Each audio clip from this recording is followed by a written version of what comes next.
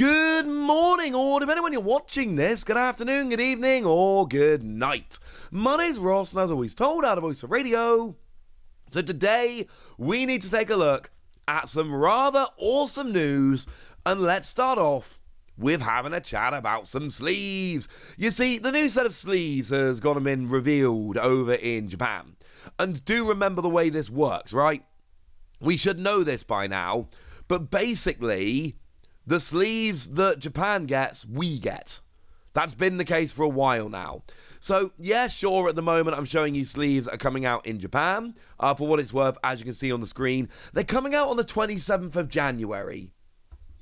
Has anybody told Bandai in Japan that the 27th of January is a Saturday?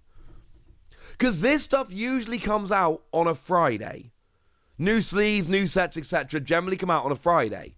That's just a thing, not just for Bandai, for all companies.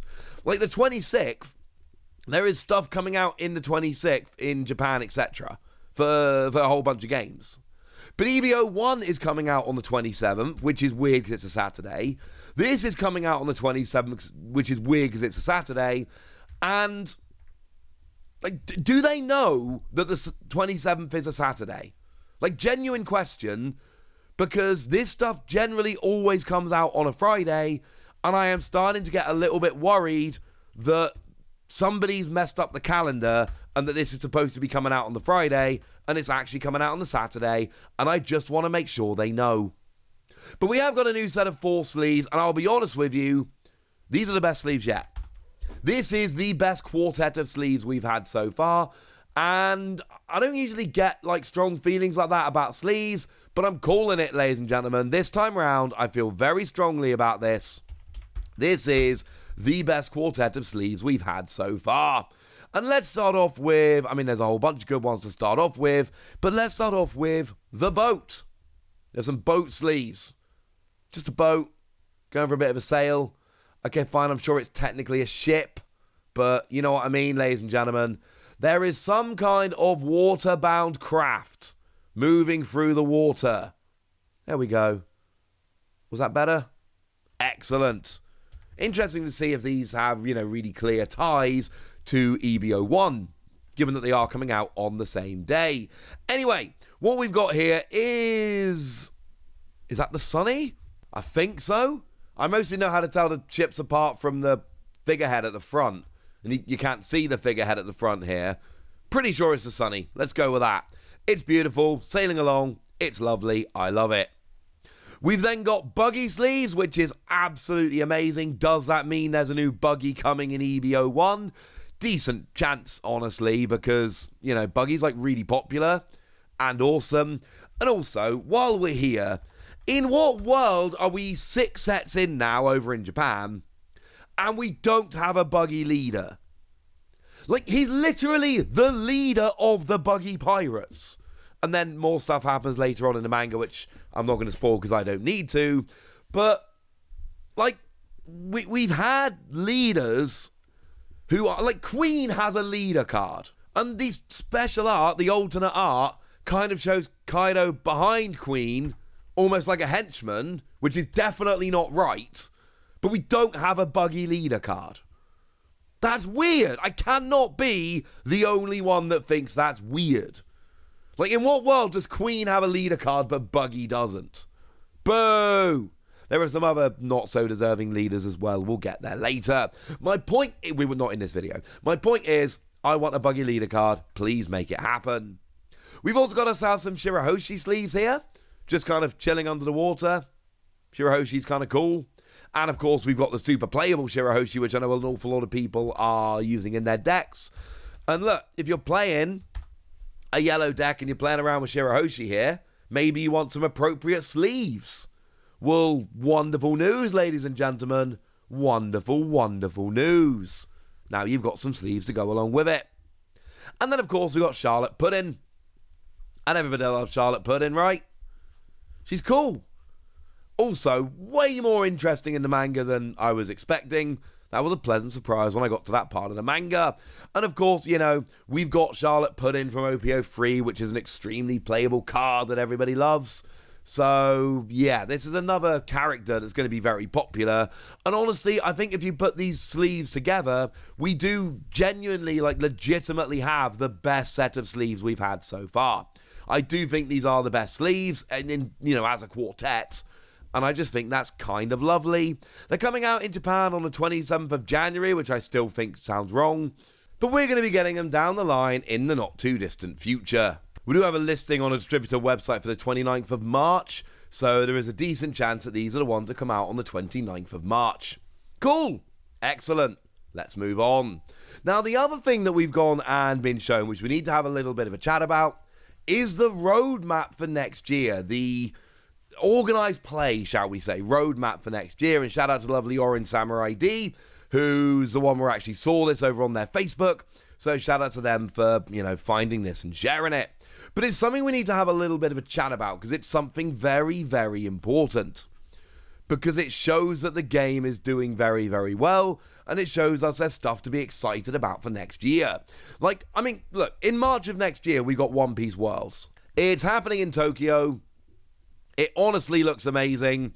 I have no idea if I'll be able to get there. I really hope I can, but also does seem not the easiest thing to pull off. I think it's probably the polite way to put it. I would love to be there. And, if there's any chance I can get there, I absolutely will. But of course, not the easiest thing to just get over there on a whim. But then after that, we need to start thinking, well, hang on a second, what's going on? And the good news is that Bandai have just let us know. Now, it's actually been given out at official One Piece stores, so some of you may already have seen this, and essentially we've got a full roadmap. Now, in spring, we've got online, offline regionals and store championships, and some of the regionals have actually started to be announced already. In summer, we've got online and offline regionals and store championships. And then we've got Championship Finals 1 only in limited regions. Now, this is pure guesswork. All right? But I'm guessing North America and Europe. Essentially, especially with the kind of other games, and, what's been happening with One Piece, I suppose, as well, Europe and North America have higher player bases, or bigger player bases, higher attendance at these big events. So being able to run a couple of championships makes more sense. Also, Bandai generally, not Bandai, but a lot of companies tend to have offices in Europe and North America and a lot better infrastructure to run these because they have to run these big events, whereas it's generally a lot more costly and awkward to run these events in Latin America and Oceania. I'm not saying that is true and confirmed or anything stupid like that, just to be clear. I am saying that that is a prediction I feel pretty good about, but nothing more than that. Now, the winner of that will go to the World Championship Finals. In winter, also in autumn, we got online regionals, offline regionals, and store championships. We've then got Championship Finals 2 in winter. That does not say only in limited regions, so we can assume North America, Europe, Oceania, Latin America. We can assume the same 4 regions that got them this time round will get them in winter next year. And then we've got the World Championship Finals. And this is good. And honestly, there is one big takeaway from here that we really need to be focused on, and that is things are carrying on. And I've covered a lot of card games for a long time now. And I'm telling you that's not a given. It is not a given that things are just going to carry on. It's not a given that we're going to have organised play year after year with these big tournaments. Keyforge just had their first World Championships a few weeks ago. And they were supposed to have it years ago. Keyforge literally died first time round and then got revived by a Kickstarter. But Keyforge died first time round, never having had a World Championships. Transformers had 2 official tournaments. Okay, I'm exaggerating slightly, but he did not have many official tournaments.